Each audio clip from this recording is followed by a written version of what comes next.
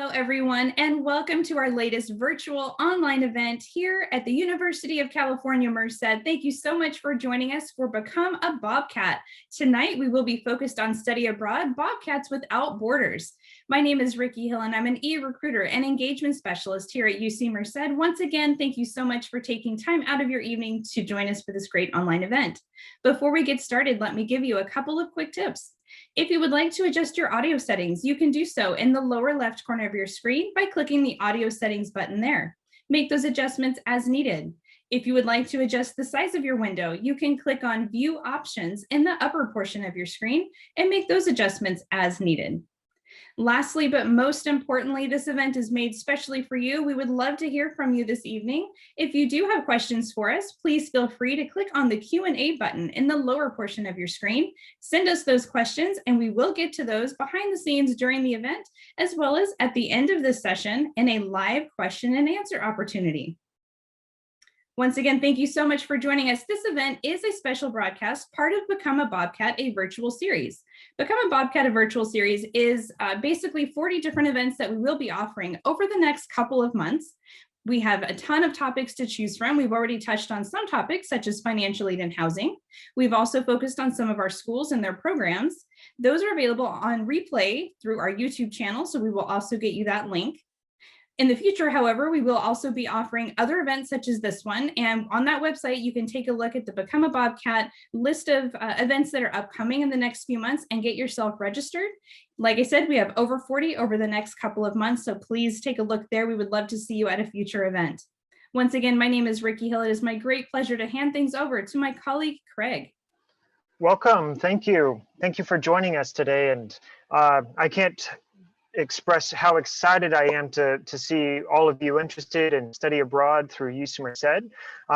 So again, my name is Craig Harmelin, and I work in the Office of International Affairs, and my specialization is working with study abroad students. And so I'm really excited about your interest today, and I hope that this kind of whets your appetite and maybe gets you a little bit more excited about the opportunities that might be ahead of you. So first of all, I want to go over just kind of a couple different students and their stories as we go through this, and tell you a little bit about some of our alumni and some of the exciting stories. So one of my early students here at UC Merced that I'd like to share a little bit of his story is Mario. Mario was one of our very early students who studied abroad in Italy, and one thing that stands out to me about Mario is that his coming to UC Merced basically changed his entire path, his entire course in life. He escaped from kind of a challenging home life and came to UC Merced to study biology, and he wanted to study abroad and fulfill his dream by going to study in Italy.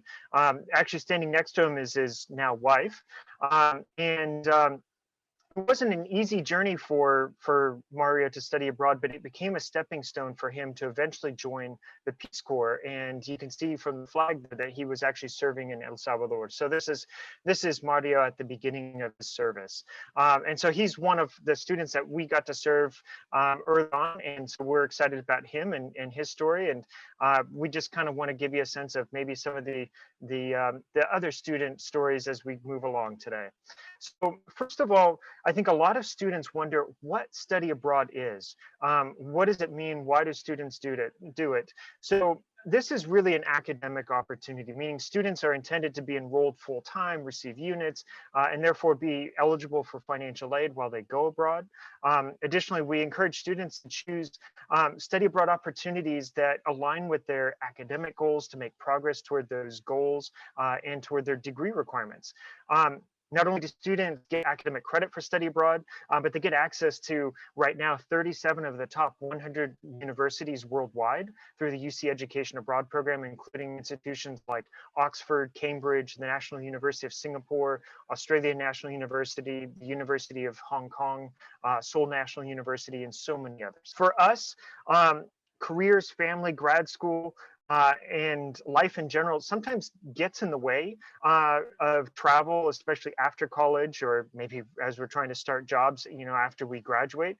But a sophomore or junior year is a perfect window for a lot of students, maybe because of fewer obligations, as well as a little bit of assistance from financial aid and scholarships to make this type of experience accessible and affordable to students. And of course, we really see this as a chance to see the world. So someone once said that you cannot change the world for the better until you see the world. So study abroad is an opportunity to do just that. And more than as just an itinerant tourist, you get to learn new skills and perspectives and to improve maybe your community upon return with what you gain from study abroad. I want to introduce you to another one of our alumni. This is Jamie. So when the campus was a little bit younger, Jamie went on to study abroad in the Netherlands as a sophomore. So she focused on unique biology courses to kind of enhance her studies while at UC Merced. And so she went abroad for a whole year and still managed to return to UC Merced and graduate in 3.5 years total because of her solid academic planning and preparation. She received a $10,000 Dutton Haver Scholars Program scholarship to cover her study abroad net costs. And study abroad was a stepping stone for Jamie to move on to med school at Michigan State. So here's a picture of her in Amsterdam. So why should students study abroad? What do students get out of it? What did I get out of it? While we're proud of UC Merced and how much we've built here and the unique opportunities of studying at UC Merced, we're still a young campus, small. We've specialized in certain areas in certain ways, but sometimes students need the perspective of an expert in maybe public health in the Netherlands, or expertise of robotics professors in Japan, or simply additional electives to give perspective in maybe a management and business economics major. So study abroad experience is tied to the better employment opportunities, to lower unemployment, especially in hard economic times, 25% higher starting salaries for graduates, as well as greater promotion potential. And then of course, students build skills, whether it's independence, self-reliance, problem solving, flexibility, adaptability, pretty much by default, just because of the types of experiences that you encounter while studying abroad. And then study abroad is more than just study. For some students, they have the opportunity to pursue embedded internships in their programs, research opportunities, volunteering, service learning, teaching. And so it's sometimes more than just studying abroad. And so for students who kind of need that little bit extra of, why study abroad instead of studying at UC Merced, sometimes it's really about just kind of adding on and doubling down on certain experience types. So I want you to meet another student of mine. She's a more recent participant. So Annette was a transfer student to UC Merced from the Central Valley, and she had a laser focus on continuing her global art studies major, but she wanted to do so in Brazil. So she chose courses to supplement her academic goals and translated those ambitions well enough to land the prestigious Benjamin A. Gilman International Scholarship for $4,000. So here's a photo of her in Rio de Janeiro learning capoeira, which is a form of Afro-Brazilian martial art performed as kind of a dance and set to music. And so she's one of our past participants. So when it comes to studying abroad, we want you to think about a few things as you start exploring this journey, as you start moving forward on this path, if this is what you want to explore. So as you get ready to explore, we want students to begin to talk to advisors, academic and study abroad advisors. We want students to keep in mind that study abroad is available as soon as students reach sophomore standing, which means that in many cases, students kind of can hit the ground running if they really want to for study abroad. Students we really try to get them to think about their degree requirements from an early point in the whole study abroad exploration process, as well as when they get to UC Merced, but especially for study abroad, because we want students to make progress toward their degree requirements in particular. Because study abroad for students who are organized actually means faster than average graduation rates. As you explore programs, we want you to start thinking about what you might want to get out of study abroad, what you might want to accomplish. Picture what your story will be when you return. How do you want to justify how you chose your program, your destination, your host country? And how would you talk to, how would you justify it now to an older version of yourself? And then, of course, we want students to think also about how does this fit in with maybe my financial goals. So one of the great things about study abroad at UC Merced is if students are intentional, if students are purposeful, they can use financial aid to go with them and actually find programs that are equal to or less than the cost at UC Merced. So that's one of the things that we get really excited about. So financial aid travels particularly with the UC Education Abroad program. That's what probably about 90% of students will do. And scholarships exist to help students close even some of the gaps that they might normally have even while studying on campus, but instead taking maybe those scholarships with them abroad.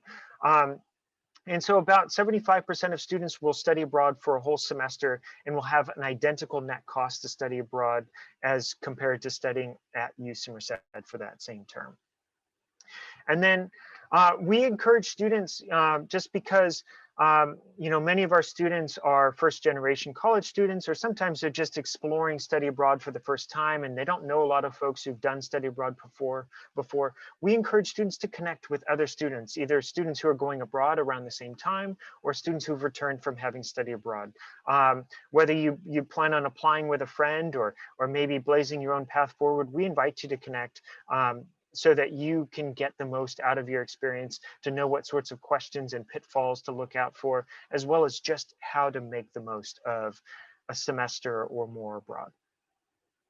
So I want to transition to a student panel. So you don't need to listen to a study abroad advisor harp on about the benefits and opportunities for students so much as to hear from students themselves, students who've recently returned. So I have with me, and I'll briefly introduce them and then I'll have them talk a little bit about their experiences. But we have students who studied in a variety of majors across natural sciences, engineering, and social sciences, humanities, and arts here at UC Merced.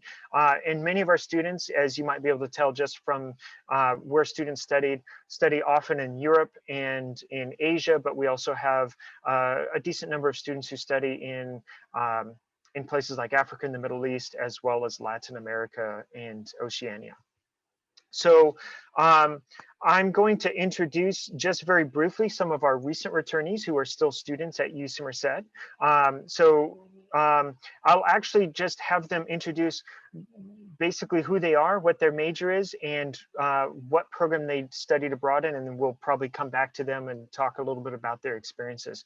And so maybe we'll just go across the top, starting with Jeffrey to Jose, and then we'll go down to the second line, if that's all right. All right. Hi, I'm Jeffrey. I'm a fourth year psychology and cognitive science major, and I went to CUHK in Hong Kong in fall 2019. Hi, everybody. My name is Jose. I did the London School of Economics during summer and during 2019. Hello, everyone. I'm Jesus Lopez. I'm a fourth year political science major, and I did a UCAP in the University of Copenhagen in Denmark. Hello, everyone. My name is Nayeli Basulta. I'm a fifth year environmental engineering student, and I did the UCAP in the University of Cape Town in South Africa in fall 2019. Hi, everyone. My name is Harry. I'm a third year psychology major, minor in sociology, and my program was UCEAP in Shanghai summer abroad internship. So welcome, everyone. Hi, my name is William. I'm a third year applied math student, and I did the Korea program at Yonsei, Seoul, Korea. Excellent. Thank you all for joining and for participating and sharing your experiences.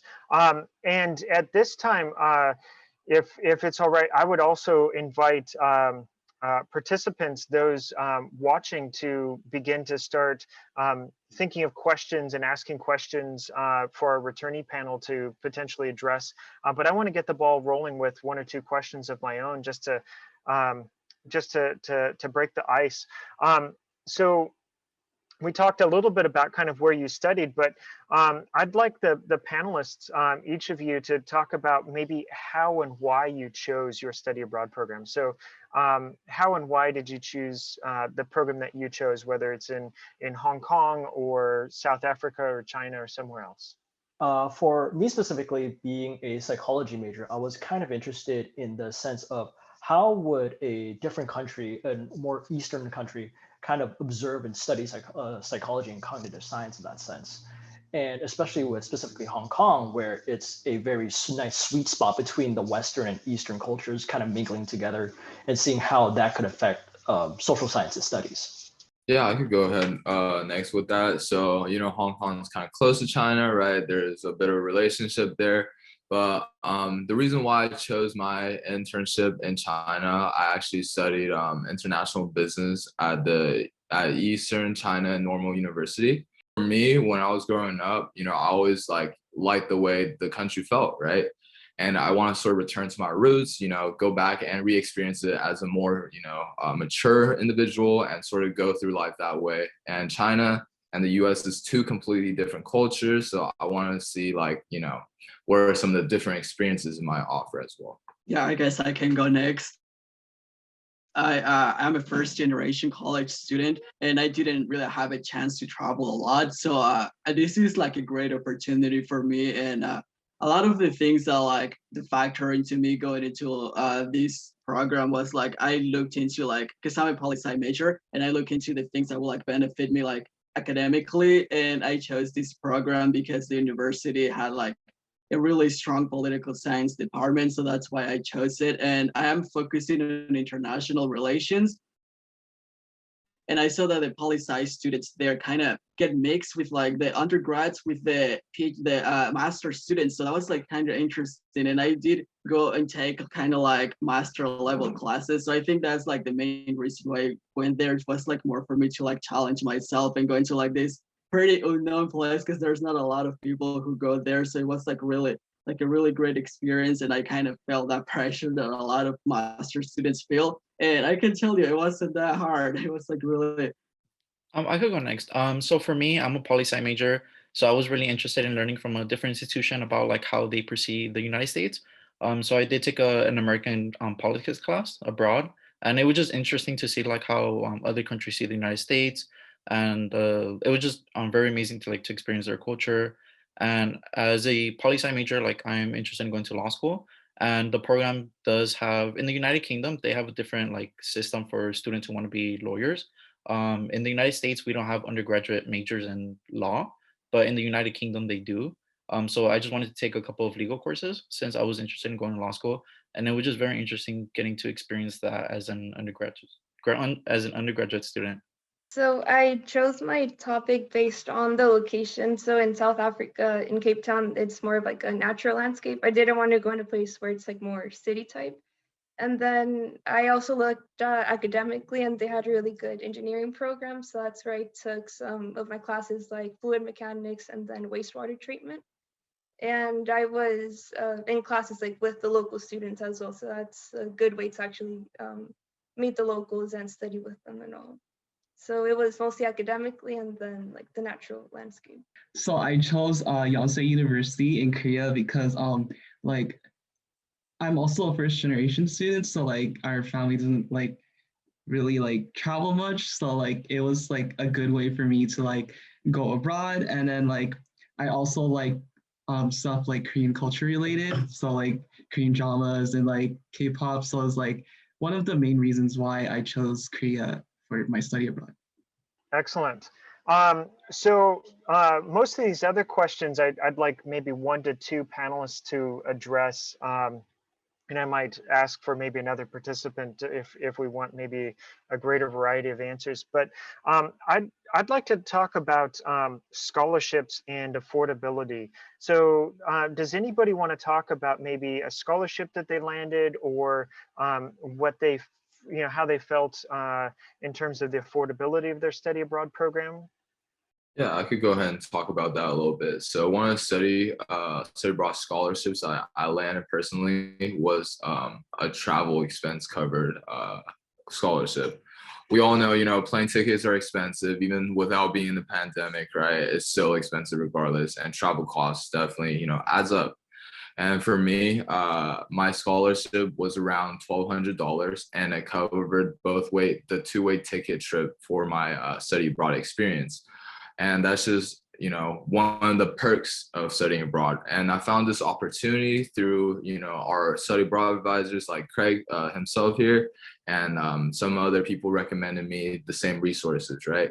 So there's a lot of opportunities out there for you all that might be worried about affordability, and you know, you just got to go out and look for them. They'll be there for you. And I'm not sure if anyone else want to talk about their experience as well.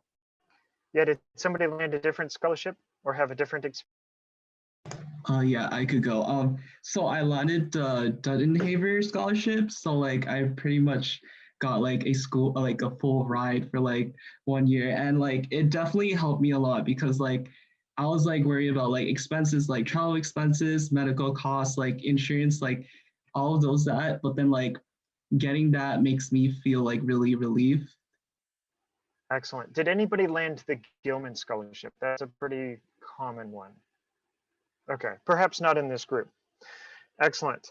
So I want to ask a slightly different question, but it's still related a little bit to access. So if you are or were if you consider yourself a first generation college student, did that impact your decision or your ability to study abroad in any way?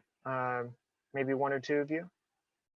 Yeah, I can go with that question. I am a first generation student, and I'm also an immigrant here. So I'm not I'm legal, but I am not a U.S. citizen, and that affected me a lot because I was thinking like probably I wouldn't have access to go to like a lot of countries. So that did hit me a lot. But after like doing my research, I realized that I could go because I was here legally. But unfortunately, due to that, I wasn't able to qualify for a lot of the scholarships, kind of like the Gilman. I think that one requires us for us to be a U.S. citizen, and I wasn't able to apply to that. But the one of the great things here is that at the university, your financial aid kind of adjusts according to your expenses. So the program I went to was a little bit expensive for the university, but my financial aid adjusted really well to that. So I was able to go without like any major loans or anything. So that was like a great thing. And that like just encouraged me to go. Like once I saw and I did the math that I was going to be able to afford it without taking like a huge amount of loans, so that I just like did it like immediately. I was like, I'm not going to let this go. So I just went because I knew that I wasn't like me personally, I wouldn't be able to afford like going there for like vacation or something. And I was like Yeah, I could also speak as a first generation student. So for my experience, I never really got to travel a lot. And as a student who comes from like a low income community, I saw studying abroad within college as a once in a lifetime opportunity. So I decided to take it. And something that I heard a lot in London is because London is not like a very expensive city. And a lot of the professors there said they kept reiterating how studying abroad in London is the cheapest as a student, like if whether you just want to travel. So that's why I decided to study abroad, just because I knew that during college it'll be very financially affordable as a first generation student. Any other first generation college experiences anyone wants to share? Yeah, I could go. So I'm also a first generation college student, and what helped me a lot was that I got FAFSA, like financial aid from there, and all of my financial aid transferred to my program, so I didn't have to take out any loans. I did have to pay for like my flight and all that, but like academically, I was all good and secured. So. Okay. I want to shift a little bit toward the Q&A answers that have, or the Q&A questions that have kind of come in and been streaming in since the beginning. And some of them might be just a little too detailed for this type of audience, or maybe just a little bit beyond our expertise. But there are maybe some quick and fun questions that we can easily answer for you. So one, which is the most popular I assume, which country is the most popular to study abroad? And that is traditionally the United Kingdom. So the United Kingdom is by far across the country, but also at UC Merced, the most popular. What will surprise most students and where we don't really match kind of national trends is that the #2 location is Korea. There was a question about qualifications, and while I don't want to get too much into the weeds about qualifications, the two main requirements that we look at for study abroad are students meeting a class standing requirement. So you may need to be a sophomore or a junior in some cases, and usually you're applying as a freshman to go as a sophomore, or as a sophomore to go as a junior. The second requirement is typically a GPA requirement. Because the vast majority of programs are actually taught in English, they don't have language requirements. There are a handful that do, but those would be kind of your top 3 eligibility requirements for most study abroad programs. And again, it's really just class standing and GPA for the vast majority of programs. There is a question, how many students usually get this opportunity per year? I think maybe the better question is how many students take advantage of this opportunity every year? Because I think a lot more students might have access to it that don't pursue it. So roughly the numbers are about 120 to 130 students at UC Merced annually. We are trying to increase that number, really just trying to get a lot more students to participate, because we find this to be a valuable experience for a lot of students. We see this as kind of an opportunity for upward social mobility. We talked a little bit about kind of some of those career features, those career advantages for pursuing study abroad. And maybe I'd like to kind of turn it back to the panel with a couple, well, with one question in particular. What is one thing you got out of study abroad that maybe you didn't expect? This could be career-wise, it could be personal, it could be something else. Is there something that you got out of study abroad that you would really like to share? I can share this one. So during my time in Hong Kong, there was a lot of unprecedented situations that were occurring, and my semester got cut early because things just weren't okay. So I had to come back. And one thing I definitely learned from my time was how to think on your toes as fast as you can. In a matter of 3 days, classes were canceled. Don't know what's going to happen.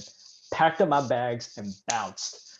Like, just learning how to do that in a matter of days, in the matter of hours, honestly, was something I never would have learned anywhere else. Like staying in Merced, I would not have needed to know these skills. But when I was in Hong Kong, I'm in a country with sure, I got some family left and right, but I still have to think on my toes and know what to do next, because campus was closing. I was not going to be able to stay on campus for housing.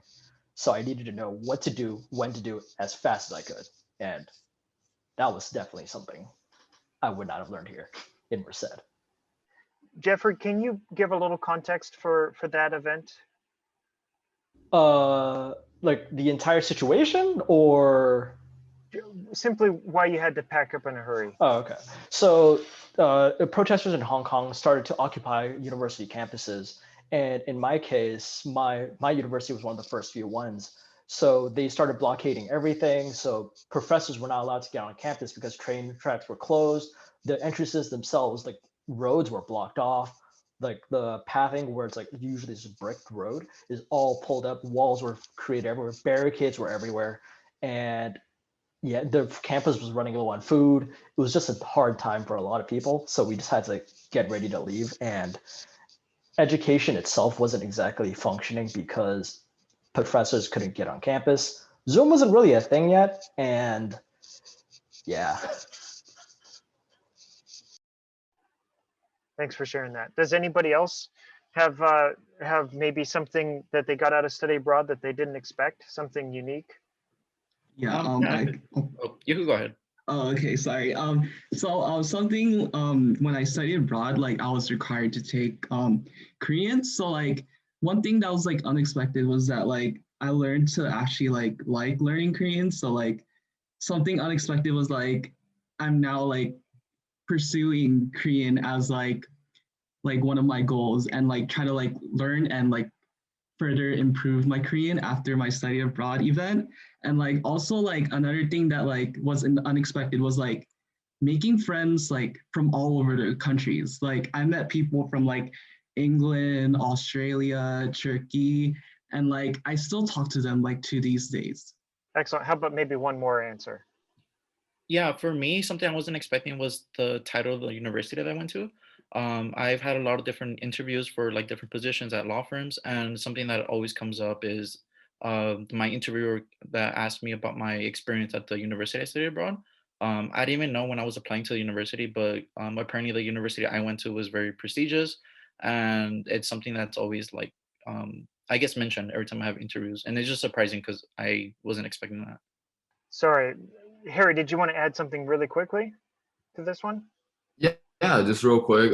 Something like that I was unexpected, right? That was unexpected for me was everything that this experience gave me. What I mean by that is not necessarily like whether it be just academics or professionalism, right? Also socially. I met people from different universities from America. I developed like skills professionally while doing my internship that I never thought before. And this comes back to you when you're applying for like research in universities and all the things along those lines, right? So once you go out there, put yourself out there, and the rest will come to you, and it will all come back to you in the best way possible. Let's see here. So I know there's some questions about credits from foreign universities. When it's a study abroad program, particularly the UC Education Abroad program, let me just say that those units are considered UC units. So when students go abroad, and I assume most of you who've been back for a little while, you see that your transcript now shows that you completed 3, 4, 5 classes over the semester at that foreign university, but it appears in your UC Merced transcript. So they're considered UC units. You're actually participating in the UC Education Abroad program with students from other campuses like Berkeley and San Diego and Davis and so on. But those units, they actually show up as UC Merced units. So I saw that there were some questions about that, but all the credits are considered UC credits, and that's part of what makes it so easy to get financial aid. And related to that, I did see some questions about financial aid. Financial aid, when it comes to study abroad, particularly for the UC Education Abroad program, but not necessarily exclusively, any form of financial aid that comes through the financial aid office, unless it specifically forbids study abroad use for those funds, you can use it for study abroad. So for many students, it's they're taking their Pell Grant, their Cal Grant, their federal student loans, if they're accepting any of those. Any Parent Plus loans would also go with them. The main thing that changes is you can't really do work study while abroad because you're going as a student and you're not going for work reasons while abroad. But pretty much all the other common forms of financial aid, especially government financial aid, but also many private forms of financial aid, are perfectly transferable. It would have to be a private form of financial aid that specifically says that students cannot use it for study abroad. So I did see that there were some questions about financial aid, what categories did and did not qualify. There were some other questions here that maybe we could adjust to. So would anyone like to address maybe adjustments to maybe language or cultural barriers, either how they overcame them or maybe some of the challenges they had around those? Like I mentioned, I lived in China before for 9 years of my life, but there was still adjustment to this process, right? When I came back, I had to sort of relearn some of the cultures and like the customs and the traditions. And definitely the best way to learn is to communicate with your instructors or your not supervisors, but your advisors, etc., to sort of ask some questions that you might have about the country, right? That's the best way to learn communications, and that's something I learned here at UC Merced as well. Keeping communications open and communicating effectively and concisely, that's the best way to go about learning the culture. And another like way I have to adjust to the culture, so to speak, is to just like I said, put yourself out there, right? Try new things that you might not have like tried before, and go to new places with friends or something like that. And those experiences might be like a little frightening at first, but it's definitely worth the time. Okay. I did see a question about how competitive the UC Education Abroad program is. And let me tell you that the vast majority of students who meet the minimum eligibility requirements, meaning class standing and GPA, I would say about 98, 99% of those students actually get into the program. There are only a handful of programs that actually have limited space. What's actually more competitive is scholarships. So I would say about 98% of students who apply and are qualified for the program that they apply for, meet the minimum eligibility requirements, actually get into the program that they are pursuing. Sometimes you're applying to maybe like a pool of universities and you may not get your first choice, you might get your second choice. But other than that, I would say it's about 98% of students actually get into their study abroad program. Another question was actually directed at William. Did you need to learn Korean when studying abroad? Yeah, so basically for the school, if you're not like fluent in Korean, you're required to take a Korean class, and then one of the usual Korean class like a lot of UC students take is called Korean Language Intensive, which is you meet 5 days a week for 2 hours, and then it's with like 10 other students, so it's kind of scary, but like you get to like learn with your teachers and like other students and get to like practice a lot. Now I know that COVID is kind of the elephant in the room for a lot of individuals, and I don't want to ignore it, but at the same time, I also don't want it to overshadow a lot of these opportunities for students. So I want to address it briefly if I can. So I'll tell you that COVID has interrupted some programs that, in fact, I think we have one returnee in this group who may or may not want to disclose that. It actually did interrupt one student's participation in this group, but also several who were abroad or who were planning to be abroad during spring 2020, as well as basically canceling all of our at least in-country programs through summer of 2021. So the first cohort of students that at this point we plan to have studying abroad would be the fall 2021 cohort. I know that the UC Education Abroad program and other study abroad providers are looking at how that's going to be possible and whether there might be new restrictions in place. Right now, it's still very much we're trying to figure out kind of where the pandemic will be, how much of a resolution, how far along we might be, say, in vaccines and managing coronavirus, not just locally, but also in host countries. I can tell you that study abroad providers are also looking at how much the public healthcare system in host countries, how much capacity they have to be able to serve our students. But I'll tell you that it's certainly something on our mind, and it's obviously something that isn't going to go away on its own. But I'll tell you that right now we still plan for about 75% of fall 2021 programs to run as scheduled,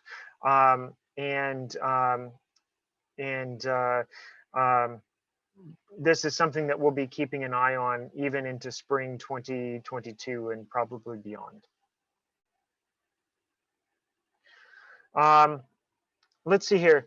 I want to ask the panelists, does anybody have anything from study abroad or any lessons from study abroad of something that they wish that they had done differently? Anything that you would want to share? I can go ahead. Sorry, I'm answering all these questions here, but pretty much something I wish I would have done differently is that, like I said, one of the lessons I learned is to put yourself out there, right? I wish I would have done more of that to establish more connections, whether it be professionally or socially or academically. I met a number of students from all over America, like I mentioned, and how you put yourself, how you present yourself as a person, and sort of have that like if you're not as outgoing, try something different, right? I'm not saying like force yourself to do that. Don't do that if you don't want to, but at the same time, put yourself out there to establish those connections. That's why I wish I would have done more. I wish I would have communicated with my instructors more. One of them actually offered me like an internship at his company now that I came back to America. And, you know, those connections will get you to places you never imagined. I think that goes along with American culture too, right? When you're in a professional setting, those connections, whether it be from school, whether it be from, you know, just knowing people, talking to people, will definitely help you out in the future. Yeah, kind of, I guess bouncing off of that as well. Definitely like being outgoing, and I mean, being someone that you're already what if assuming that you're studying abroad, you're already in the country, you've already taken that first step into putting yourself out there, because you are literally quite out there in certain cases, and trying new things is definitely something new. It's very important, and also to also answer like one of the questions, like in living situations, if you are in like a apartment style complex, you share a room with like a couple other guys, get to know them, know those people, become friends with them wherever they go, ask them if you could tag along, see what they're up to, if of course following your best judgment. And yeah, that's definitely one thing. And also, when you're studying abroad, there will always be program, or like not exactly programs, but like activities that the local students will put for you. And there's like a whole like study abroad international students committee. There are some universities have where it's like they plan activities for you, and you just have to find those flyers, look out for those, and you'll just have a good time. And that's definitely something I wish like I was a little more on top of. But classes. Oh, also do research on your classes and know how rigorous those classes could be, because I kind of like, I thought I had a general idea, but I will say this: I did not anticipate my classes being literally 2 exams and a project, and that's my entire class. So the amount of rigorous work it takes for your independent study, you kind of find a balance between having fun and learning at the same time, is the moral of the story. Okay, I'm going to put 2 questions in one here.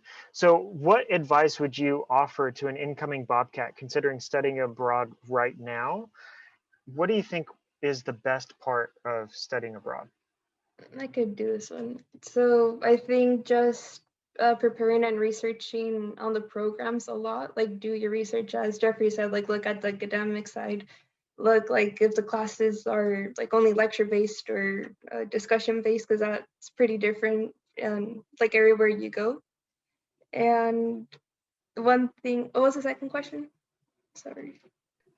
So the second question is, what was the best part of studying abroad? Best part, okay. So the best part is to pretty much just put yourself out there, join like local clubs and organizations. And like in my case, I played intramural soccer here at UC Merced. And I joined the soccer team over there, and we played at the Athlone Stadium because we were in a tournament. And that stadium was where the 2010 World Cup, like where the teams used to train. So that was like pretty close. I would have like never been able to do that if I was here in Merced. So just put yourself out there. You never know like what experiences you're gonna get out of it. I guess I can share a little bit. A lot of times we kind of go to like places that we feel like we're like very comfortable with, and like we're trying to stay within like ourselves. But I guess we can try to like, if I were to like kind of like I try to go to like somewhere where I feel like I'll be a bit different and like explore like a lot, like something that it's different that no one will really, that it's not like very common. It's like really weird to explain, because in like not a lot of people go to Denmark, and it's like a really nice place. And I just went there because I wanted to like explore something that it's like very uncommon. So I think that's like something that you'll like maybe consider. I'm not necessarily pushing into that, because like, yeah, sometimes you might feel uncomfortable when you feel like you don't fit in, but it's like a really cool experience from my side. And I guess the best part of me is of my experience is that I went to watch a soccer game. I'm a huge Real Madrid fan, and I'm like really huge soccer fan. And here soccer is not like very huge, you know, like the MLS is not very popular. And there I went to see a goal that's like a really amazing goal, and I was like screaming my head off. That's like really nice experience, and I wish I did it again, but that game was like all the way in Spain, and I was in Denmark, so I went to like visit Spain for a few days, and I watched the game, and I also like I bought the shirt I'm wearing right now, but I can really show it for my video. But like yeah, it's like really cool experience. It's like really nice, and yeah, it's like something like that will like if you like put yourself out there, like a lot of them said, you like make friends and you'll do things. Like I wasn't really considering going to like all the way to Spain because that's like 3 hours, like a 3 hour flight. But like I met people and it was like really cool people, and I went to travel with them there, and it was like a really cool experience. I guess I'll put one thing. As I said before, I kind of just answered the question with the previous answer, I guess. But doing research on the classes, doing research on the environment and what's going on, because definitely one of the coolest things for me was to literally be in the middle of a cultural revolution. That was definitely something very interesting, and I never thought would have really happened. I guess like I anticipate the unexpected at all times is definitely something that is really important. And I guess another thing is kind of, what was it? There was just try everything. And after a certain point, in terms of advice I would give to you, everyone here, is that after a certain point of like, if you're deciding, is like, do you really want to do this? At the end of the day, you are in college, you are here to experience new things. My personal take is, what's stopping you? Like there is going to be resources for you to take on these adventures, these journeys. Like everyone here has gotten some sort of financial aid to get them to where they went and came back. It's like there's going to be help everywhere. It's just you need to find it. So, yeah. And hopefully study abroad advisors there to help. Maybe one last question, and for maybe just one or two to answer.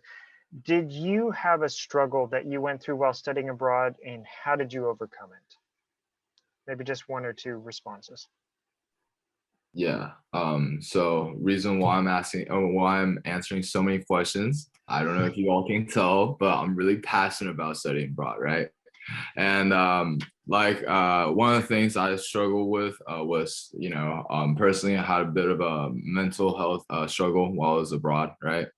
How did I go through that? How did I, walk myself through that, phase? Was that when I first went there, I was very outgoing. I communicated with a lot of people, made a lot of connections. And one night, it was pretty cool. We were just like walking along the pier after work for our internships.